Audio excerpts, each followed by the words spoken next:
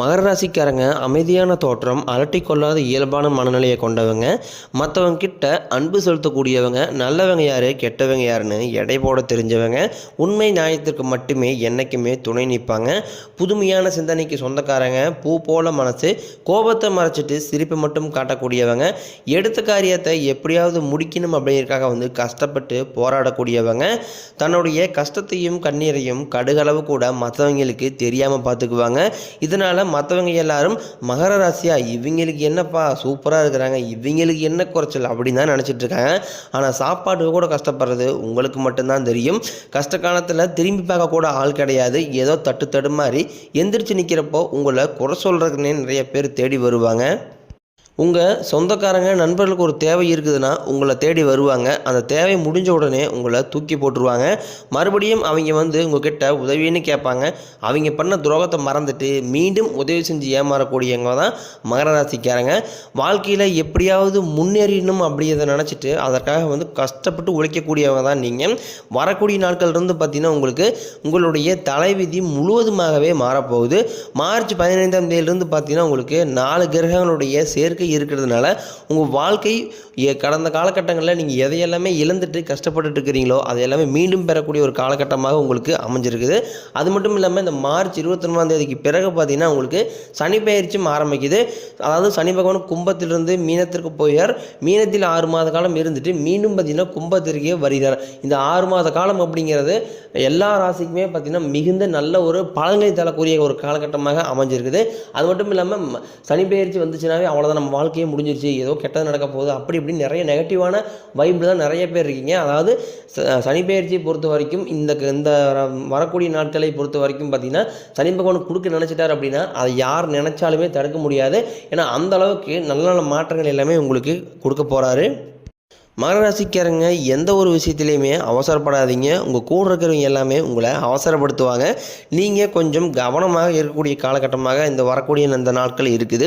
சதுர்கிரக யோகம்னு சொல்லக்கூடிய மீன ராசியில் சூரிய பகவான், புதன் பகவான், ராகுகேது பகவான், சுக்கிர பகவானுடைய சேர்க்கை நடைபெறதுனால இது ஒரு மிகப்பெரிய ஒரு அரிய நிகழ்வாக ஜோதிடத்தில் பார்க்கப்படுது. அது மட்டும் இல்லாமல் மகர ராசிக்கும் இது ஒரு மிகப்பெரிய ஒரு நல்ல மாற்றத்தை தரக்கூடிய ஒரு பலன்களாக பார்க்கப்படுது. மகர ராசிக்காரங்க சிறு வயதிலிருந்தே ஏதாவது ஒரு சூழ்நிலையில் உங்கள் வாழ்க்கையில் பெரிய அளவிலான துன்பமும் கஷ்டம்தான் அதிகமாகவே ஏற்பட்டு இருக்கு. மகர ராசிக்காரங்க தன் வாழ்க்கையில் நல்லது நடக்க போகுதுன்னு நினச்சிட்டு இருப்பாங்க. ஆனால் அவங்களுக்கு அந்த டைமில் ஒரு மிகப்பெரிய ஏமாற்றம் தான், புதுசாக ஒரு பிரச்சனையும் கஷ்டமும் அவங்கள தேடி வந்திருக்கும். மகர ராசிக்காரங்க சொந்த பந்தத்தை இழந்தாங்க, சொத்துக்களை இழந்தாங்க, தனக்கு நெருக்கமாக இருக்கக்கூடிய உறவுகளையும் இழந்தாங்க. கடைசியாக நான் மட்டும்தான் எல்லாத்தையுமே இழந்துட்டு நிற்கிறதா இருக்குது, எனக்கு உயிர் வாழவே பிடிக்கலன்னு சொல்லிட்டு இருக்காங்க. இதுக்கு மேலே என்னால் வாழவே முடியலை சாமி, தயவு செஞ்சு என்னை உன் கூடையே கூட்டிகிட்டு போயிருந்தா பெரும்பாலான மகர ராசிக்காரங்களுடைய புலம்பல்களாகவே இருக்குது. நான் இவ்வளோ கஷ்டப்பட்டதுக்கப்புறம் எனக்கு வாழணுங்கிற எண்ணம் சுத்தமாகவே போயிடுச்சு. உங்கள் மனசில் கவலையும் துன்பம் தான் அதிகமாகவே ஏற்பட்டுருக்கு. மற்றவங்க நம்பி நீங்கள் என்றைக்குமே இருக்க மாட்டீங்க. நம்மளால் மற்றவங்களுக்கு கடுகளவு கூட துன்பம் வரக்கூடாதுன்னு நினைக்கிறவங்க தான் நீங்கள். கொடுத்து சிவந்த கரங்களுக்கு சொந்தக்காரங்க. உங்ககிட்ட இருந்தது அப்படின்னா நீங்கள் எடுத்து கொடுத்துட்டு போயிட்டே இருப்பீங்க.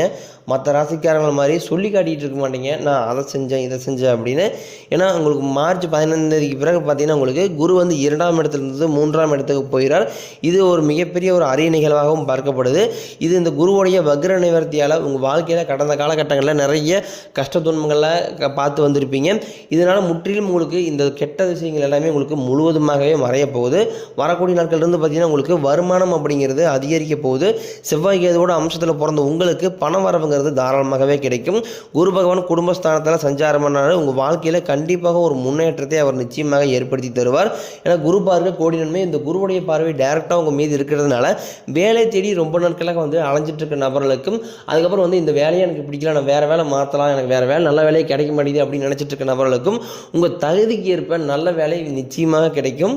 அது நீங்கள் ஒரு கவர்மெண்ட் எக்ஸாம் ட்ரை பண்ணாலும் இல்லை ஒரு ஐடியோ ப்ரைவேட்டோ எங்கே நீங்கள் ட்ரை பண்ணாலும் இன்னொரு 6 மாத காலகட்டத்தில் அப்படிங்கும்போது வேலைக்கே அதிபதி பார்த்திங்கன்னா அது குரு பகவான்.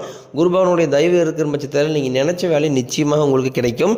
கோர்ட்டு கேஸுன்னு அலையிற நபர்களுக்கு உங்களுக்கு சாதகமாகவே விரைவில் தீர்வு வரும். சொத்து பிரச்சனை உங்களுக்கு முழுவதுமாகவே சாதகமாக முடியும். தொழிலிருந்து தடைகள் விலகுவது மட்டும் இல்லாமல் தொழிலில் நீங்கள் செய்யக்கூடிய முயற்சி அனைத்தும் உங்களுக்கு வெற்றியாகவே மாறும். சனி பகவானினுடைய பார்வை உங்களுக்கு நேரடியாக இருக்குது. இதனால் வருமானம் வருமானம் உங்களுக்கு பல வழிகளில் வரும். தொழிலில் லாபம் சற்று அதிகமாகவே கிடைக்கும். அரசியல்வாதிகளை பொறுத்த வரைக்கும் புதிய பொறுப்புகள், புதிய பதவிகள் எல்லாமே தானாக உங்களை வந்து சேரும். கேதுவால் உங்களுடைய செல்வாக்கு உயரும். உடல் ஆரோக்கியம் மேம்படும். சங்கடங்கள் நீங்கும். மறைமுகமாக உங்கள் வாழ்க்கையிலையும் சரி, உங்கள் தொழில் வேலையிலையும் சரி நிறைய நபர்கள் வந்து பிரச்சனை பண்ணியிருப்பாங்க. இனி வரக்கூடிய நாட்களில் அவர்களுடைய தொந்தரவுங்கிறது இனி இருக்காது. நீங்களும் பார்த்தீங்கன்னா வந்து இந்த ஒரு கம்பெனியில் வந்து 5 வருஷத்துக்கு மேலே வேலை செஞ்சுருப்பீங்க. உங்களுக்கு அந்த கம்பெனியில் நல்ல ஒரு மதிப்பு மரியாதை எதுவுமே கிடைச்சிருக்காது. ஒரு அங்கீகாரம் கிடைச்சிருக்காது. ஒரு சம்பளம் சேர்த்து கொடுத்துருக்க மாட்டாங்க, ஒரு ப்ரொமோஷன் கொடுத்துருக்க மாட்டாங்க அப்படின்னு நினச்சி அதிக அளவில் வந்து மனவேதனை பட்டிருப்பீங்க.